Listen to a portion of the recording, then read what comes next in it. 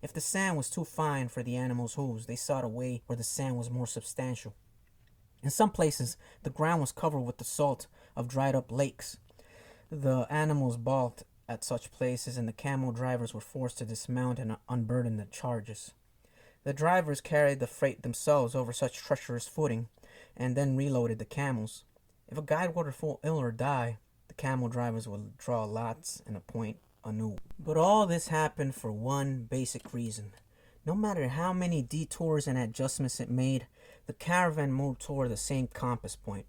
Once obstacles were overcome, it returned to its course, sighting on a star that indicated the location of the oasis.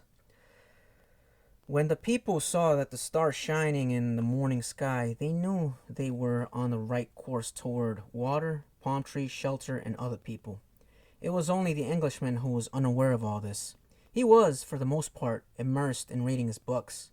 The boy, too, had his book, and he had tried to read it through the first few days of the journey, but he found it much more interesting to observe the caravan and listen to the wind. As soon as he had learned to know his camel better and to establish a relationship with him, he threw the book away. Although the boy had developed a superstition that each time he opened the book he would learn something important, he decided it was an unnecessary burden. He became friendly with the camel driver, who traveled alongside him. At night, as they sat around the fire, the boy related to the driver his adventures as a shepherd. During one of these conversations, the driver told of his own life. "I used to live near El Kairum," he said. "I had my orchard, my children, and a life that would change not at all until I died. One year, when the crop was the best ever, we all went to Mecca, and I satisfied the only unmet obligation in my life. I could die happily, and that made me feel good. One day, the earth began to tremble and Nile overflowed its banks. It has something that I thought could happen only to others, never to me. My neighbors fear they will lose all their olive trees in the flood. My wife was afraid that we would lose our children. I thought that everything I owned would be destroyed. That land was ruined and I had to find some other way to earn a living.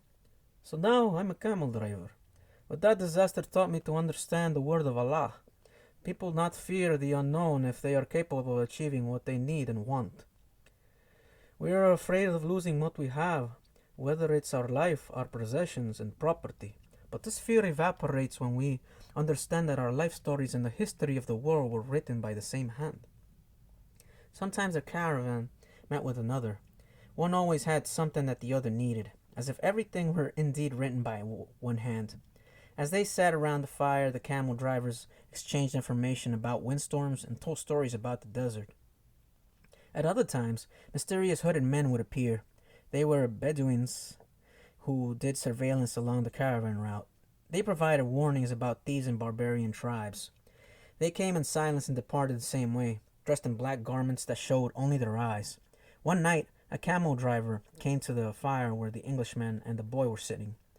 "There are rumors of tribal wars," he told them. The three fell silent. The boy noted that there was a sense of fear in the air, even though no one said anything. Once again, he was experiencing the language without words, the universal language.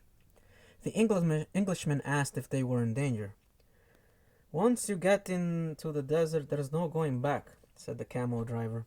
"And when you can't go back, you have to worry only about the best way of moving forward. The rest is up to Allah, including the danger." And he concluded by saying the mysterious word, "Makhtub." "You should pay more attention to the caravan," the boy said to the Englishman after the camel driver had left. "We make a lot of detours, but we're always heading for the same destination." "And you ought to read more about the world," answered the Englishman. "Books are like caravans in that respect." The immense collection of people and animals began to travel faster. The days had always been silent, but now even the nights, when the travelers were accustomed to talking around the fires, had also become quiet. And one day the leader of the caravan made the decision that the fire should no longer be lighted, so as not to attract attention to the caravan.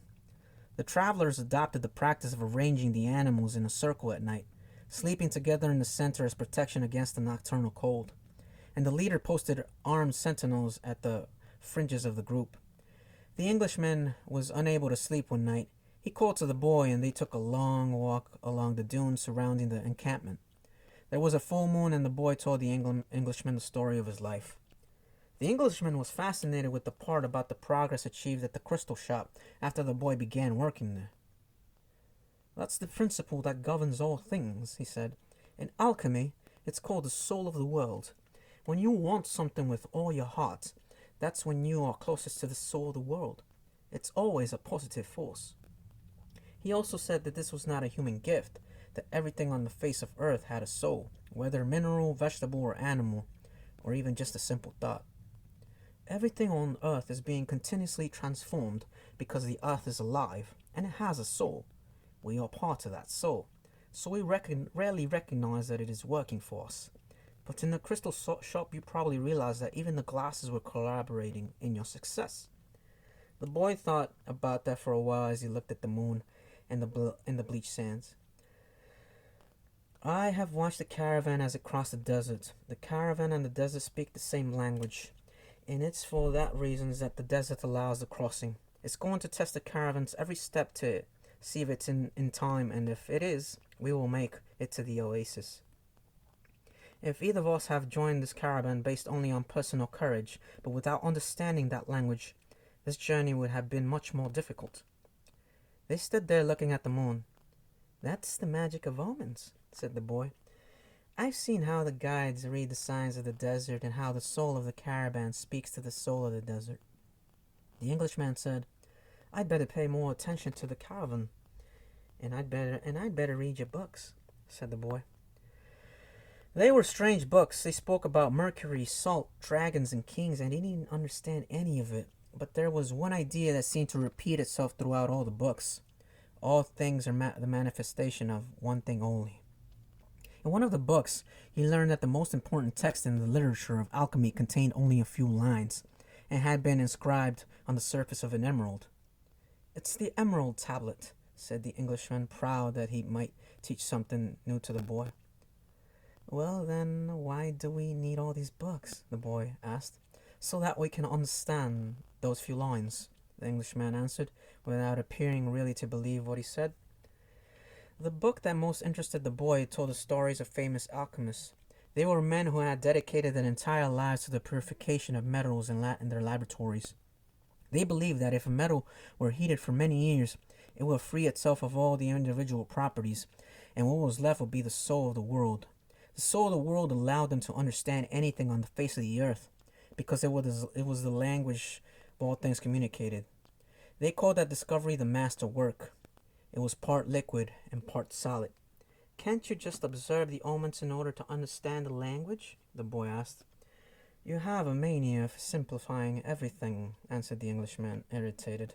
Alchemy is a serious discipline. Every step has to be followed exactly as is followed by the masters. The boy learned that the liquid part of the masterwork was called the elixir of life, and that it cured all illnesses. It also kept the alchemists from growing old, and the solid part was called the philosopher's stone. It's not easy to find the philosopher's stone, said the Englishman.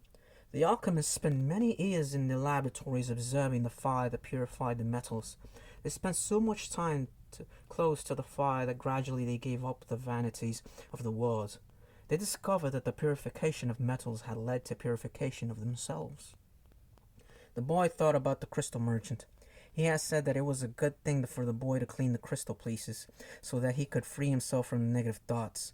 The boy was becoming more and more convinced that alchemy could be learned in one's daily life.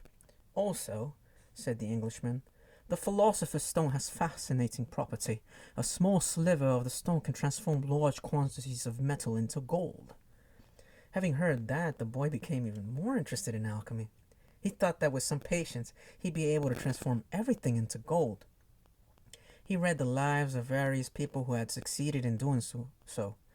Helvitus, Elias, Fulcanelli, and Geber. They were fascinating stories. Each of them lived out his personal legend to the end. They traveled, spoke with wise men, performed miracles for the incredulous, and owned the philosopher's stone and the elixir of life. But when the boy wanted to learn how to achieve the masterwork, he became completely lost. There were just drawings, quoted instructions, and obscure texts.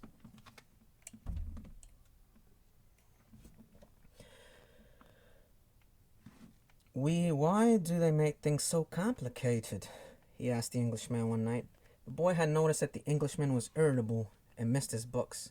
So that those who have the responsibility for understanding can understand, he said.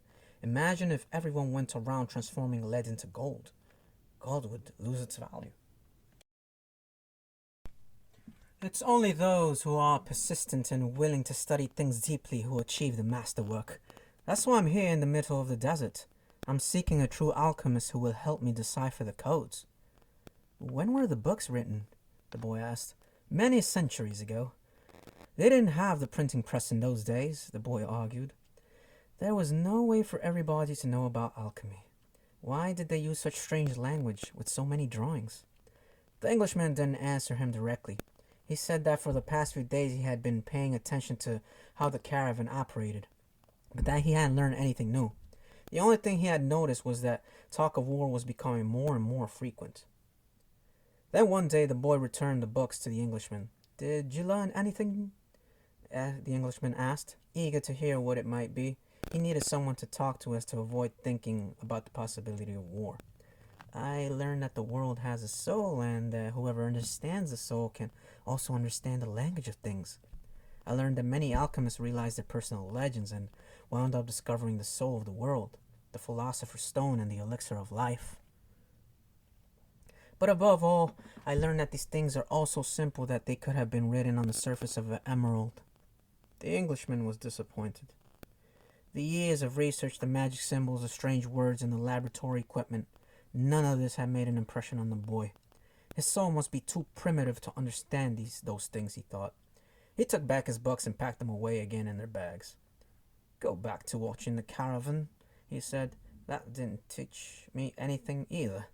The boy went back to contemplating the silence of the desert and the sandy raised by the animals.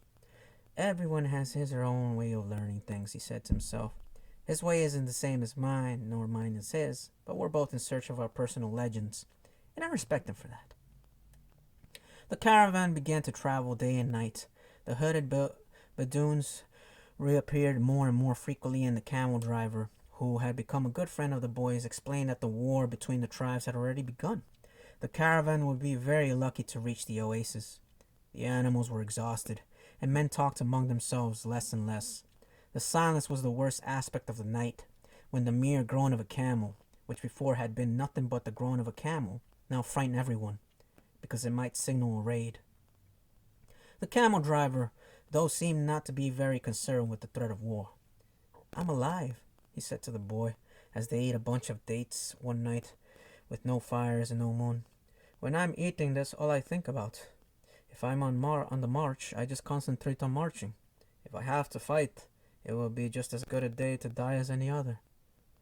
But I don't live in either past or my future. I'm interested only in the present. If you can concentrate always on the present, you'll be a happy man. You see that there is life in the desert and there are stars in the heavens, and the tribesmen fight because they are part of the human race. Life will be a party for you, a grand festival, because life is the moment we're living right now. 2 nights later, as he was getting ready to bed down, the boy looked for the star they followed every night. He thought that the horizon was a bit lower than it had been, because he had seen the stars on the desert itself. It's the oasis, said the camel driver. Well, why don't we go there right now? The boy asked.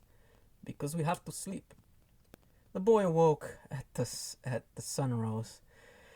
As the sun rose, there in front of him, there were the small stars had been night before, was an endless row of date palms stretching across the entire desert. We've done it, said the Englishman, who had also awakened early. But the boy was quiet. He was at home with the silence of the desert, and he was content just to look at the trees. He still had a long way to go to reach the pyramids, and someday this morning would just be a memory. But this was the present moment. The camel driver had mentioned, and he wanted to live it as he did the lessons of his past and his dreams of the future. Although the vision of the date palms would someday just be a memory, right now it signified shade, water, and a refuge from war. Yesterday the camel's groan signaled danger, and now a row of date palms could herald a miracle. The world speaks many languages, the boy thought.